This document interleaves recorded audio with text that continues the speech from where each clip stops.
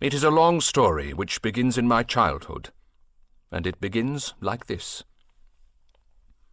My father was a proprietor of a shop, which also had a washing service done by a washerwoman, Mrs. Sticklestick. At first the business was thriving, but later things were to change. A new emporium had been established at the end of the road, and as it was growing in popularity, our shop started losing customers. We began having difficulty with replenishing the stock. Consequently, the range of the products had diminished, and the shop did not even look like a shop anymore.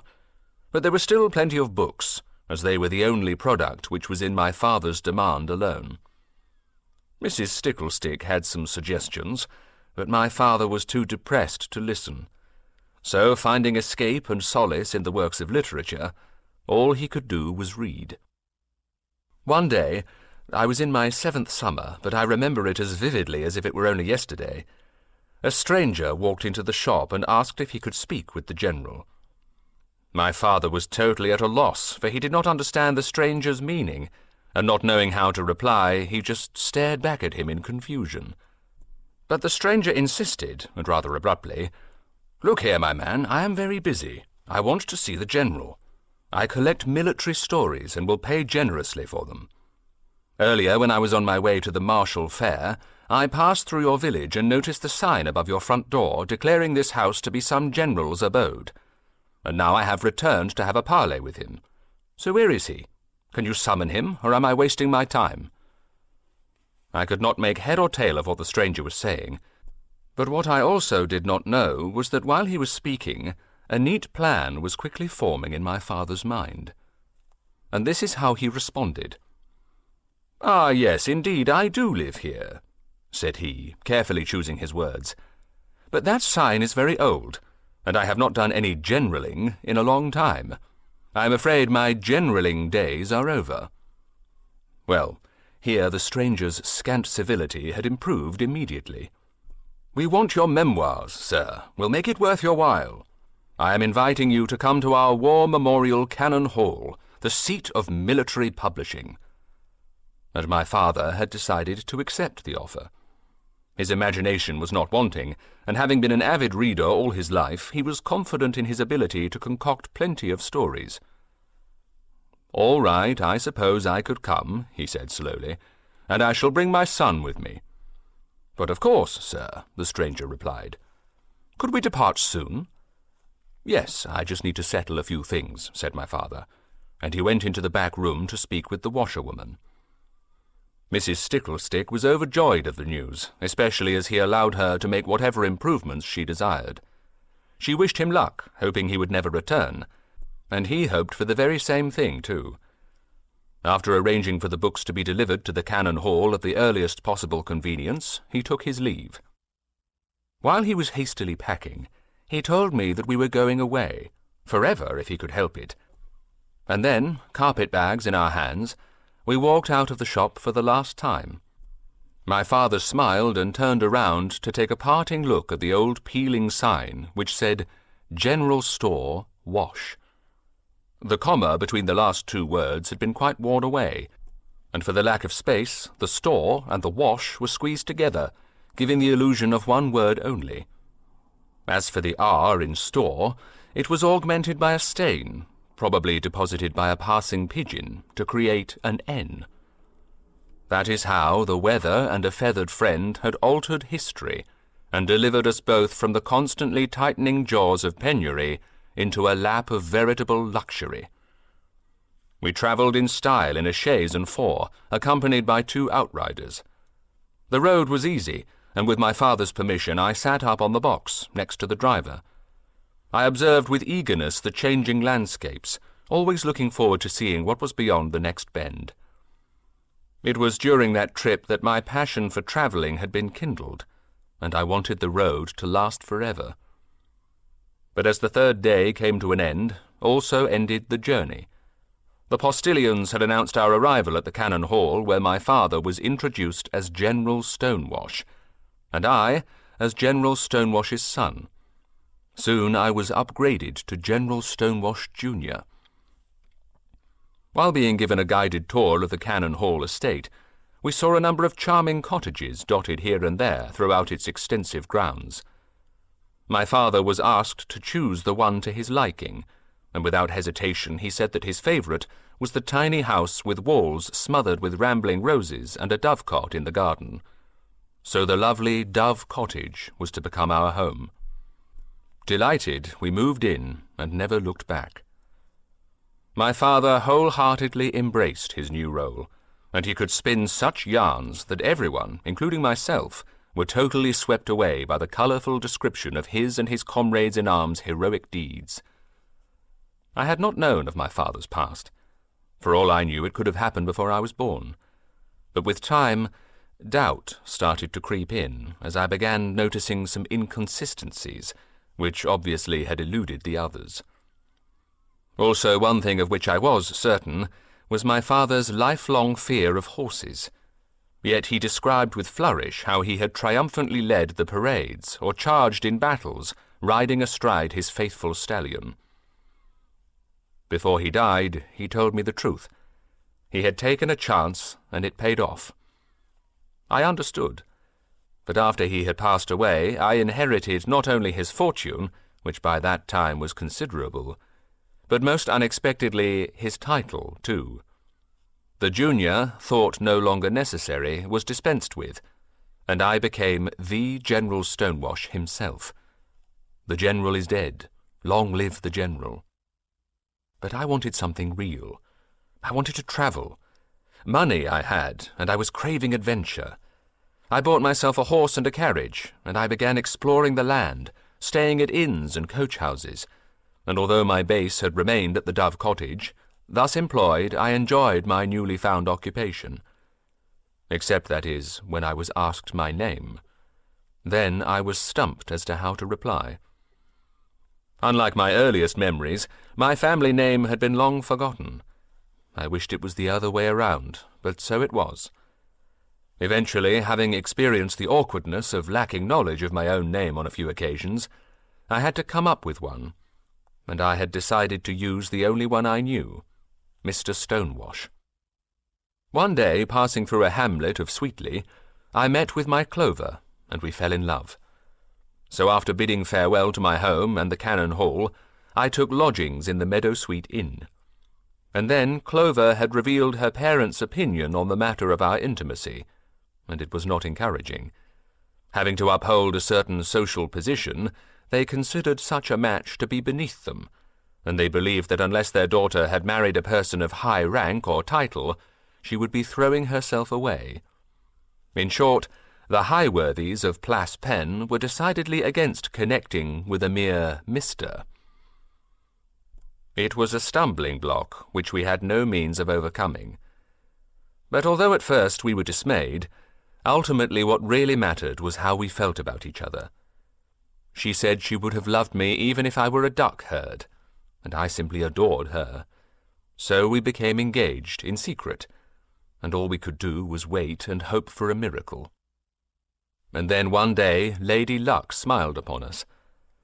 As I was sorting through my belongings, I noticed a tag on one of the shirts, and another, marked as property of General Stonewash.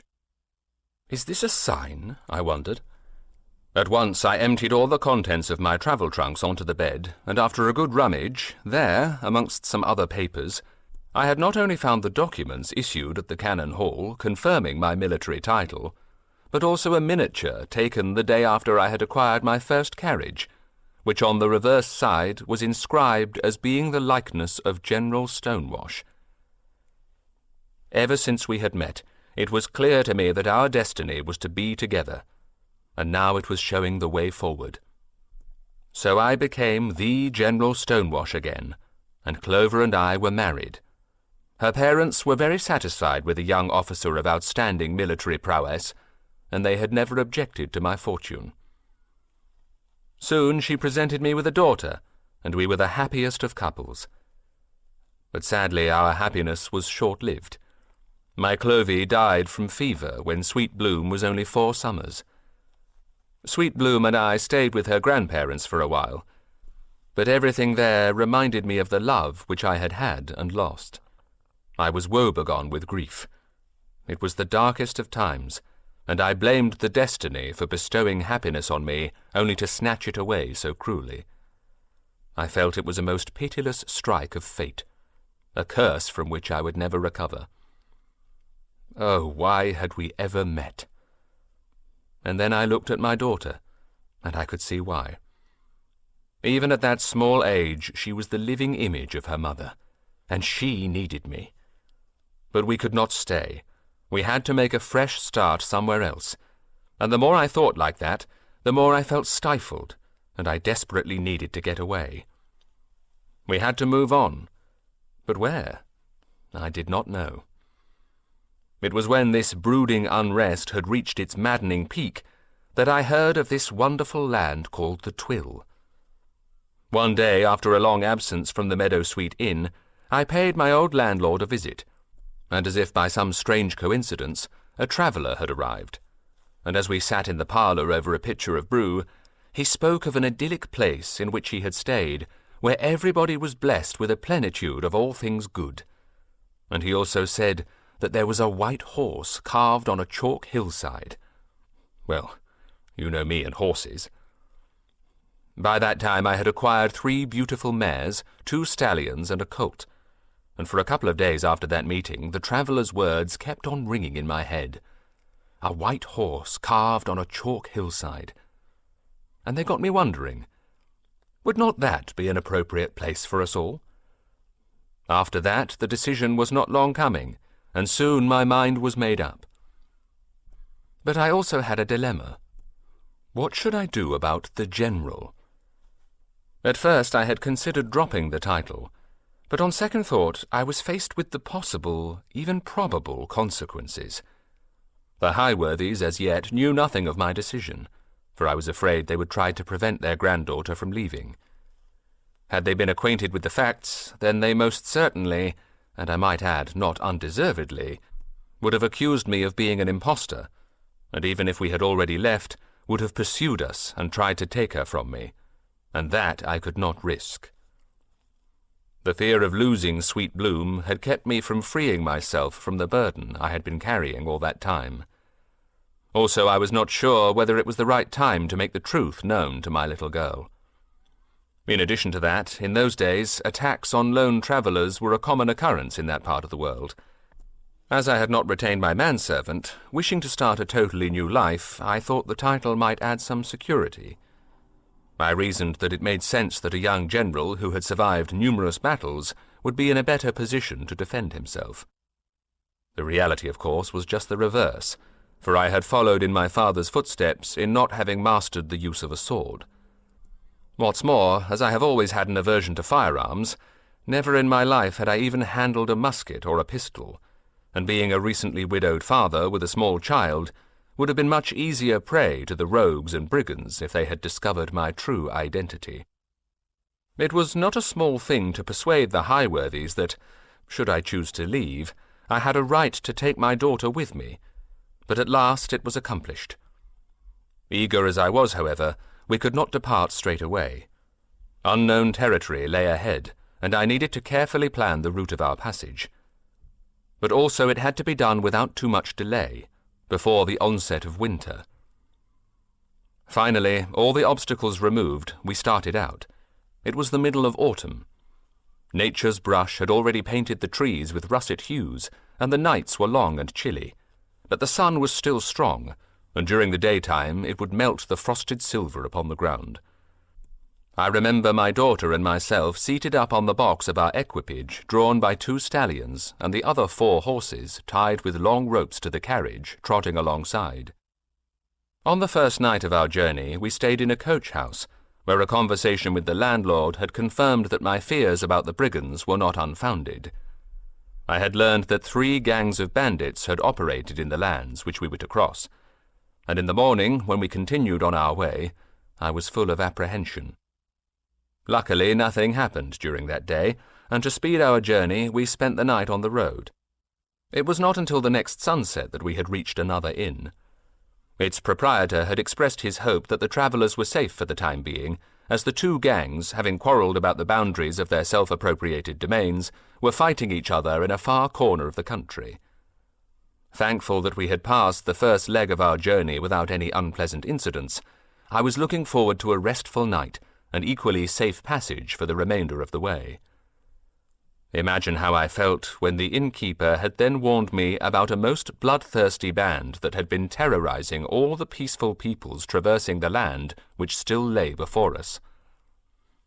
I was daunted, but turning back was not an option, so the next morning we went on. Now the road took us through a very wild country, and often there was no road as such, and I held the course by observing the sun by day and the moon and the stars at night. Soon the terrain got even rougher, and we could travel by day only. We made detours around deep canyons and crossed tumultuous white waters, and our progress was slow. At times we were held back by inclement weather or forced to stop so I could make minor repairs to the carriage, which miraculously still held together. By then we had been on the move for 7 days, and it seemed that our journey would never end. But at length, towards the end of the next day, the earth had become gentler and smoother, and as we viewed the green hills extending to the horizon, easier it rolled beneath the battered wheels of our carriage. In the afternoon of the 10th day, before the next ascent, I remember stopping at the foot of a hill to take our repast, after which Sweet Bloom had got into the carriage for a nap, and I had climbed up onto the box again. Now we were making swifter progress, and I was hopeful that we had covered at least half of our journey. Alas, it was, then, that we had heard behind us a distant rumble of galloping hooves. I looked back. Atop the brow of a hill, which we had cleared not too long ago, riders were appearing. Seated upon their steeds, as black as coal, they were wearing armor and holding pikes and spears, which glinted menacingly in the fading sun. Then they raised their weapons high, and as they shook them, I heard their blood-chilling cries carried on the wind. Next, they began to descend with speed. At that time we were halfway up a hill and could not see what lay ahead. Nothing but the smallest glimmer of hope had remained, and I wondered if all was lost, while our horses, as if sensing the approaching danger, although tired from a lengthy peregrination, with a newly found strength, were taking us to the summit. And when we had reached it, I did not know whether to rejoice or to despair. Although I knew that soon we would be able to go faster, the pursuers would also be advantaged, for the hill upon which we had found ourselves had turned out to be the last hill in the range. Very, very far away on the southwestern horizon, I could see high mountain peaks rising, due west beyond a river. Also, at a great distance ahead, lay raised land with a pyramidal hill next to it. But apart from those elevations, stretching for nearly as far as the eye could see, lay flatlands. On the plain below stood a lonely windmill, and as we were careering down the hill towards it, I had no time to stop and think whether its inhabitants were friends or foes. Meanwhile, the bandits were catching up with us with frightening speed. And then something happened which nigh drained me of all remaining hope. When we had reached the bottom of the slope, one of the carriage wheels had hit a rock, and having dislodged from the back axle, rolled away into a thicket of thorns. I was thrown off the seat, and as I was tumbling through the air, the only thought I had then was of my daughter inside the carriage. And then the chassis, worn out by the merciless road, had snapped into two, and the second wheel, not being able to sustain the extra pressure any longer, had also broken off. The carriage tilted and collapsed on its side, and the horses halted. I staggered to my feet and rushed to the carriage.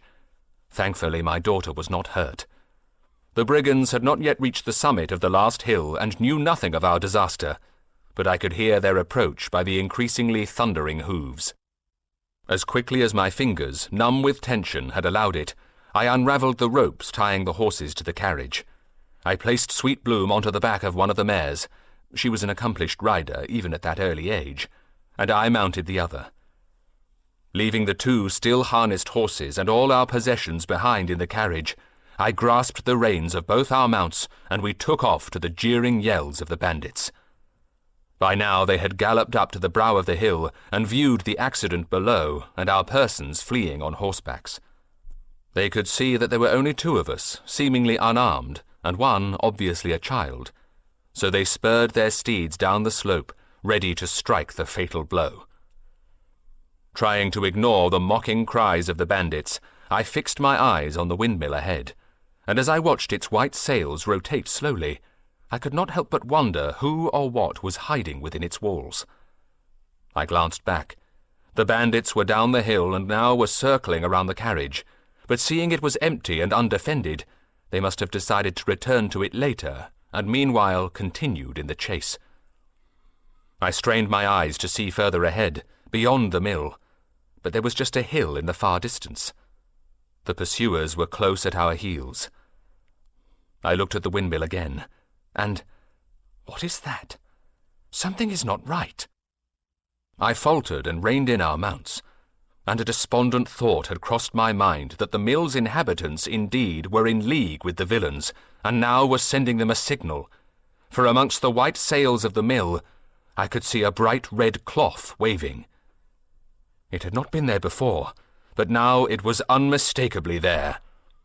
And with the mill not 1 furlong away, the possibility of us riding straight into their trap was very real to me. I heard another blood-curdling cry of the bandits, and was going to change our course and strike northwards. But suddenly it felt as if time itself had stopped, as also did the sound, and I stood motionless as if turned to stone. I came to my senses, feeling someone tugging at my sleeve. It was Sweet Bloom. "Father, father, look!" said she, pointing back, and as I turned, my eye had just caught the last of the bandits disappearing behind the hill. Next, she told me that the moment we had stopped, the brigands were nigh upon us, but suddenly there was a great commotion amongst them, and they cried out again. Only this cry had sounded different somehow, as if full of terror it was. And then they all fled away, and not even stopping to raid the carriage. What was it that had frightened the cutthroats who usually sought recreation in pillage and bloodshed? So I look at the mill again and see a figure coming towards us and waving hands just like the windmill in the background. As it comes closer, I can see it is a woman. To be totally truthful, she did not seem to be menacing at all, but I was not ready to trust appearances. Sometimes things or people turn out to be just the opposite from what we expect them to be. Such were my thoughts as I viewed her with mistrust, and I remained unmoved until she was just a few paces away. A plump woman with a scarf around her head and cheeks as red as her apron, she looked like a miller's wife, and then she smiled and introduced herself exactly as such. "You are completely safe, my dears," she then said, and invited us to take refreshment. I did not object, and she, holding our mounts by the reins, led us to the mill. "I shall send my son directly for your other horses, and worry not about your carriage. No one shall touch it. My husband will help you to repair it later, but first take a rest. You have had a trying time by the looks of it." I thanked her, but then had to ask, "How can you be so certain that the danger has passed?" And she smiles and replies, "Because from now on you are protected." "Protected? By whom?" She points at the sky. "El Fitu." I look up and see 2 swans circling above, and then she says, "I can tell by your countenance that you are new to these parts. Come into the house and forget all about your worries. I have just baked a fresh loaf with raisins and almond, very tasty, even if I say so myself. Also, methinks you could do with a cup of caudle, I dare say. And a bowl of frumenty for you, dear," she added, while helping Sweet Bloom to get off her mount. And by the time we had walked inside, any unease I might have harboured until then had totally dissipated. Soon footsteps were heard, and the miller himself, his good-humoured face dusted with flour, came down the spiral stairs, and extending his broad hand, offered us his warm hospitality. And as we sat around a sturdy table, partaking of the simple, wholesome fare which the country folk are famous for, the miller and his wife had unhurriedly explained the important role the Twill had played in their lives. So I had learnt that the land east of the river, though a part of the Vale, did not belong to the Twill, but still was under its protection, ever since this very family had been saved from those very brigands by the elves who had witnessed the attack from the Birch Hill, and from then on the miller's family was guaranteed a safe future. As you know, the bandits have a very good reason to be fearful of the elves, so rarely do they show themselves on the flatland, it being in full view of the Birch Hill. But if the Mill family ever sees or even senses that danger is near, a yellow or a red banner is tied to the windmill sails as a signal, which would be seen either by the elves or by the birds, who would quickly pass on the message. After supper we were taken to a guest room, as clean and tidy as the rest of the mill house. Before parting for the night, the miller said, "On the morrow I shall see to your carriage. I also happen to be a tolerable smith, and although I cannot make it new again, I can give it a proper good fixing. And after dinner I shall take you and your young lady to the ford. From there you will see the way to the High Twill, and when you get to the Hollyberry, give our warmest regards to Lord Oaken." And perhaps you may recall those words I had related, but without any further explanation. It was the 11th day of our journey when we had approached the Twill from the southeast after crossing the river at the North Ford. I shall never forget the sight. That memory forever has etched itself onto my heart. Ahead, amongst the wide sweep of the meadows, stood the conical hill, and as we drew nearer, I could see that it was crowned with the circle of standing stones. A childhood event revisited my mind, distant but still painful, and then a recent flashback when only one day ago, with a threat of imminent danger hanging over our heads, I had first glimpsed it from afar, but knew not what it was. As we were approaching the pyramidal shape fringed with birches, I was struck with the significance of standing stones in my life. Then, upon seeing the ornate railings of the bridge to the north, we turned in its direction and rode on towards the High Twill, which by then was rising before us. From the moment we had crossed the ford, in wonder I had gazed at the surrounding landscape, and now I was totally spellbound by the beauty and majesty of it all. The perfect geometry of the Birch Hill, the tall towers of the Hollyberry Hall, the grand entrance to the tunnel, and the chalk image of the white horse coloured pink by the setting sun.